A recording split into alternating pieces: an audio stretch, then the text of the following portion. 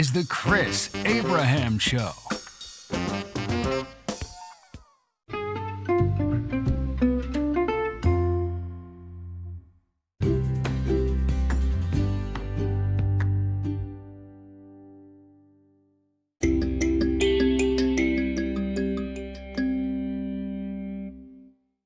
Hey there, this is the Chris Abraham Show, Season 6, Episode 23,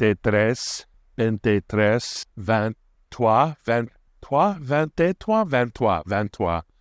My name is Christopher James Abraham. When I was a kid, way before I didn't get my law degree, I would always put Chris Abraham Esquire, Chris Abraham, ESQ, as a way of messing with mailing lists. Like as a 12, 13, 14, 15, 16, 17, and 18-year-old. It was really funny. So there might be some disinfo in the world that I was a 12-year-old JD.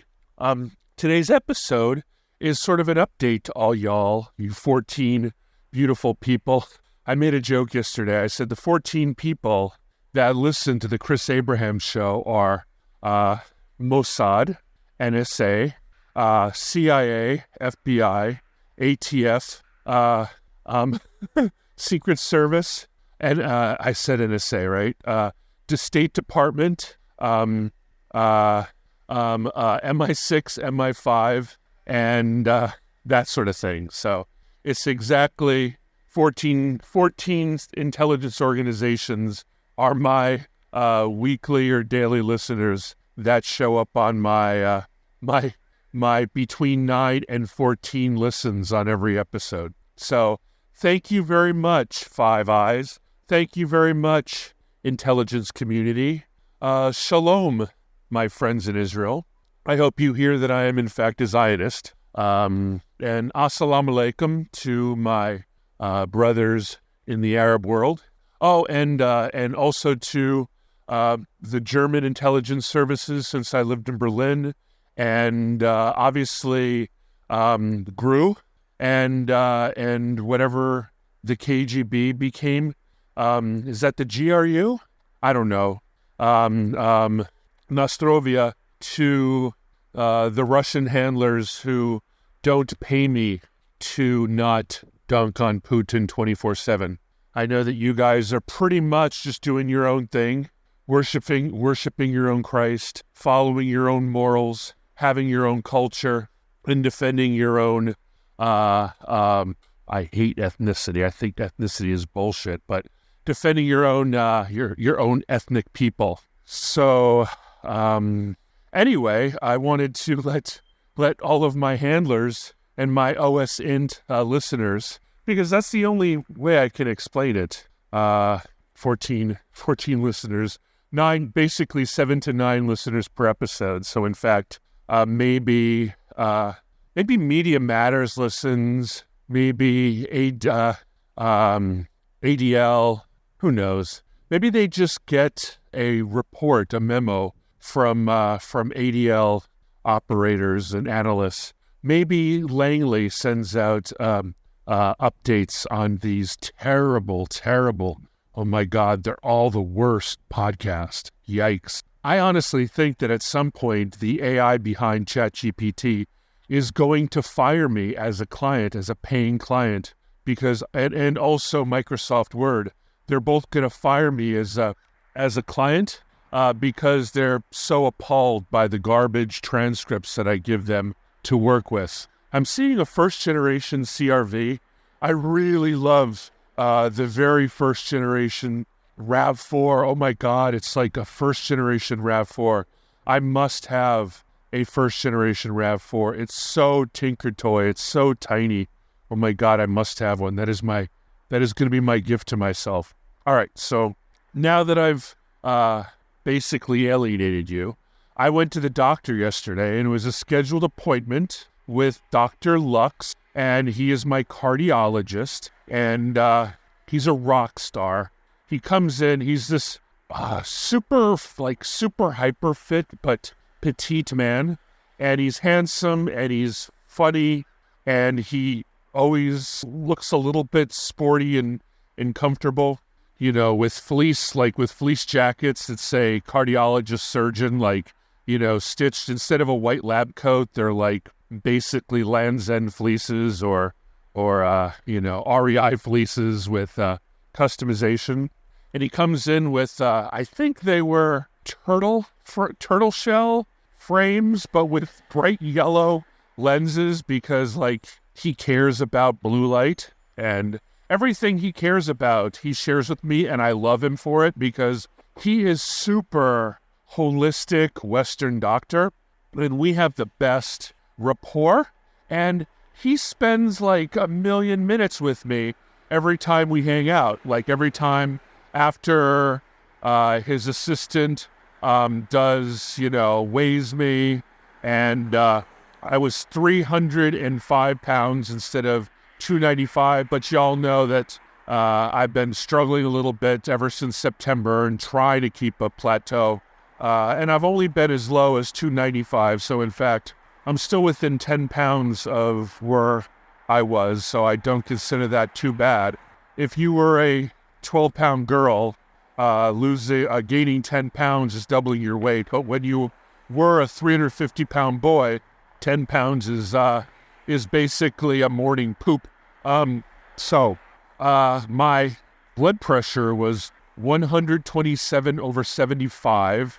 My heart was in sinus rhythm, My my resting heart rate while at the hospital was 61 or 60.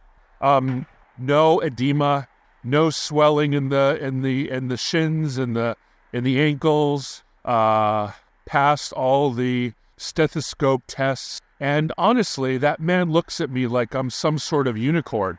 I feel like the active compliance by people in a cardiology age or any kind of compliance age, I think even cancer and other things like that for single white middle-aged dudes is so low, and that's why there's this sort of reputation that chronic diseases are a life sentence, and that once you catch a chronic disease such as heart failure or heart disease or diabetes 2, type 2 diabetes, or any of these other things, there's this sort of belief that these are life sentences, sort of like herpes. They're not like herpes. The reason why there's so much suppression on the fact that you can cure organ failure, and that you can cure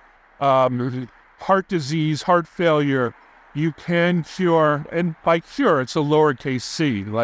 I'll never be the same, but it's sort of like that shot that you get if you have if you're HIV positive, that can repress and suppress. I hate people who don't enunciate in the proper syllable. Oh, Rappahannock Coffee is closed. Rappahannock Coffee is closed. I'm walking by Rappahannock Coffee, the coffee shop I never went to, because it was honestly too ghetto for me. For whatever reason, it just didn't feel shishi enough. I'm more McCafe than McDonald's, baby.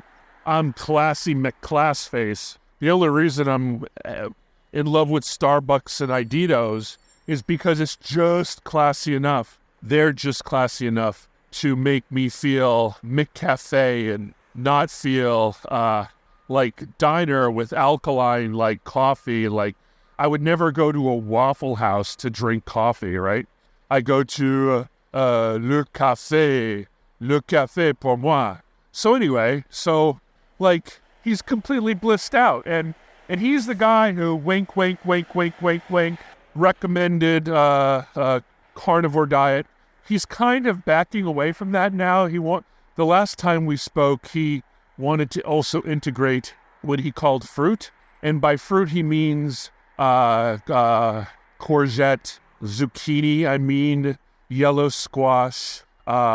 He means olives. He means avocados. And now, in addition to a carnivore diet, he wants me to frequent farmers markets and then get to know the farmers and buy my vegetables, any kind of vegetables, but vegetables that were like literally grown in my local environ. So when I was dating Michelle Nolan, which was my PhD in Martha Stewart, we used to go to fancy restaurants. And one of the things about like fancy bistros in DC at the time, and this was in the late 90s, early 2000s, was the idea of the seasonal menu. And the seasonal menu suggested that you would only have menu items that would be available during the season that you were in. So spring has spring vegetables and produce. Fall has fall produce. Winter has winter produce, and summer has summer produce. Now that's how Dr. Lux wants me to eat. He wants me to mostly do meat. He wants me to, of course, continue to include olives and avocados, even though they're not grown around here. He thinks they're very high fat and low carb. But, you know, he wants me to invest my time on seasonal produce. So I actually might go back to that box service I used to receive back in the beginning of this podcast like 3 or 4 years ago.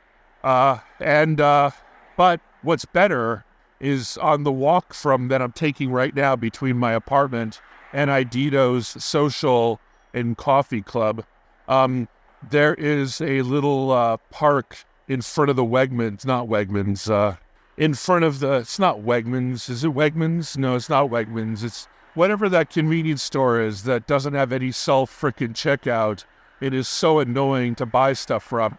It has a giant W that's the same kind of shape as the logo for Washington Senators, Washington, not Capitals. That's Washington. Fuck, I don't know. I don't do sports. I'm not a fan of sports ball. Anyway, so every Sunday, rain or shine, there are West Virginia farmers that come there, and they offer their produce all season, all year long. So I think I'm going to, on Sundays when I work, I think I'm going to bring my amazing over-shoulder boulder holder bag. And on Sundays, I will get out earlier, and I will grab as many locally produced vegetables and produce as I can for the rest of the week. And when I said to him, the carnivore people say that things like, I don't know, nightshades, whatever nightshades are.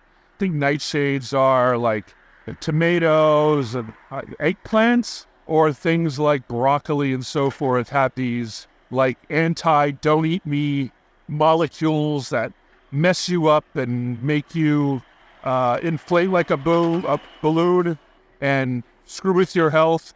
And he's like, that might be true, but it's a little bit like working out. Like, if you look at the metrics and the science, working out isn't good for you. Like, it spikes your insulin, and it spikes your blood pressure, and it spikes your adrenaline, and your heart rate goes up, and you sweat like a pig, and you dehydrate and so forth. But when you're done, your body responds by becoming more durable and able to, you know what? Reminded me of the iocane powder thing.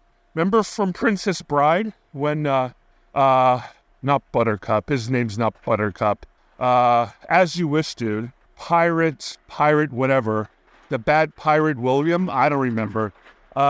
Remember how he defeated the bad guy, the guy from, where are mafioso from? They're from, not Sardinia, they're from Sicily. Remember when he was face to face with the Sicilian, and it was a game of eating iocane powder, the most poisonous powder known to man, and the pirate Robert. Anyway, he spent many years becoming tolerant to iocane powder, and over time he became immune to it. That's sort of like what exercise and good health and and putting your body through the stresses of life in order to become stronger is sort of like iocane powder, right? Like people, when they say, what is the best exercise? The answer is true. And I know you think it's bullshit. You hate it when they answer like that.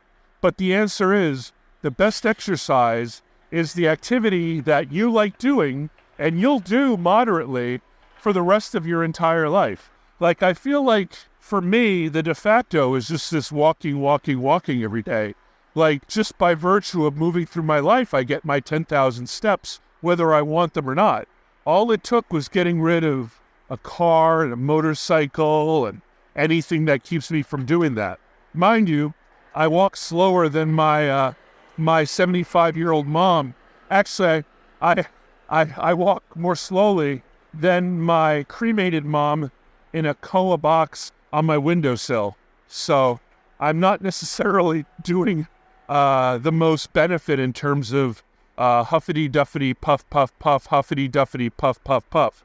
Oh, today, talking about huffity-duffity, puff, puff, puff, at 1,700 hours, I'm heading off to the gym to restart my best laid plans of mice and men, which is to say, I have a JE Fit app all set up with the workouts that I plan to do, and I plan to do them every other day and very lightly. And when I get strong enough that, honestly, the day after doing all the exercises in a row, the day that the next day I feel like someone hit me with a truck, then I'll start breaking them apart like an actual weightlifter who breaks push day and pull day and breaks up leg day, and all that kind of thing. So once I evolve to the point where I am pushing enough weight and my tendons, bones, joints, and muscles start quaking from the effort and the strain and the stress, is the moment I will pivot into doing a workout routine that demands that day off, but also demands breaking the body into pieces so that you can maybe get, when you lift really heavy, allowing 2 days for that particular muscle group to recover is never a bad idea, especially when you have old man strength as a 53-year-old man. And that's it. Doctor wants me to get a colonoscopy, and doctor also wants me to get an echocardiogram of my heart, because he says that I might have a bicuspid or bi or tri or quad, like a bifurcated whatever valve in my heart, and he wants to see how much that bad boy's leaking and all the other fun stuff associated with it. So, love you guys. Hope you all had a wonderful long holiday weekend. Happy December. You have 25 days until Christ was born. I'll talk to you soon. Lots of love. Mahalo. Aloha. You need to remember, you can't forget that it's Aloha Friday. 2 days till Monday, 3 days till Monday. A doo-doo-doo, doo-doo-doo-doo-doo, doo-doo-doo-doo-doo-doo. It's Aloha Friday. Is it 2 days or 3 days till Monday? Doo-doo-doo-doo, doo-doo-doo-doo. I guess it's 2 days till Monday, because I don't think they play this song until Pauhana on Friday, which is to say like 5 p.m. Pauhana means end of work. So I think maybe then it's 2 days till Monday. A doo-doo-doo, doo-doo-doo-doo-doo, doo-doo-doo-doo-doo-doo-doo. Aloha, mahalo, hafa day, ciao.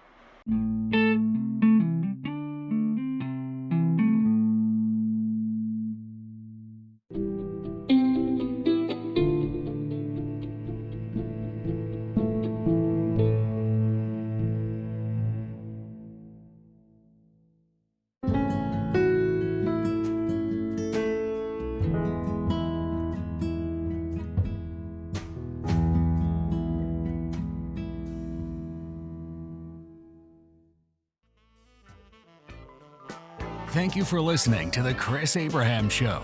Make sure you subscribe so you don't miss any future episodes. Until next time.